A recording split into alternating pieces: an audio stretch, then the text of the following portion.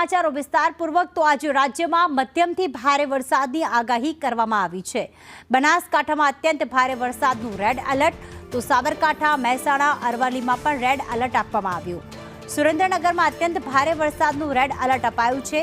આ ઉપરાંત પાટણ અને મોરબીમાં પણ અતિ ભારે વરસાદનું ઓરેન્જ એલર્ટ અપાયું છે। રાજકોટ અને બોટાદમાં પણ અતિ ભારે વરસાદનું ઓરેન્જ એલર્ટ, ગાંધીનગર અને ખેડામાં અતિ ભારે વરસાદ રહેશે।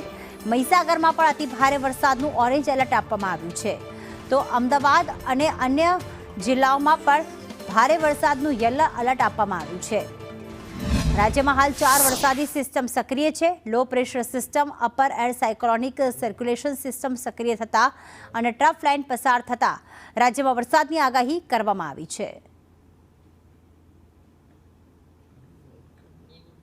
તો આજે સાર્વત્રિક મધ્યમથી ભારે વરસાદની આગાહી સમગ્ર રાજ્ય માટે કરવામાં આવી, જેમાં બનાસકાંઠા, સાબરકાંઠા, અરવલ્લી એટલે કે ઉત્તર ગુજરાતનો જે પટ્ટો છે, મહેસાણા છે, જ્યાં વધુ વરસાદ રહી શકે છે। આ ઉપરાંત સુરેન્દ્રનગરમાં પણ આજે ભારે વરસાદનું રેડ એલર્ટ આપવામાં આવ્યું છે। 3 અલગ અલગ જે મધ્યમથી ભારે વરસાદની અલગ અલગ આગાહી કરવામાં આવી, રેડ એલર્ટ, ઓરેન્જ એલર્ટ અને યલો એલર્ટ માટે, જેમાં પાટણ, મોરબી, રાજકોટ, બોટાદ અને ગાંધીનગર તથા ખેડા અને મહીસાગરમાં ભારે વરસાદ રહેશે, ત્યાં ઓરેન્જ એલર્ટ આપવામાં આવ્યું છે। અમદાવાદમાં અને અન્ય જિલ્લાઓમાં યલો એલર્ટ આપવામાં આવ્યું છે, એટલે કે આજે સમગ્ર ગુજરાતમાં વરસાદી માહોલ છવાયેલો રહેશે। રાજ્યમાં હાલ 4 વરસાદી સિસ્ટમ સક્રિય છે। આ આગાહી ભલે આજ માટે કરવામાં આવી હોય, પરંતુ હજી પણ 3 દિવસ એવા છે કે જ્યાં ભારે વરસાદની આગાહી કરવામાં આવી છે।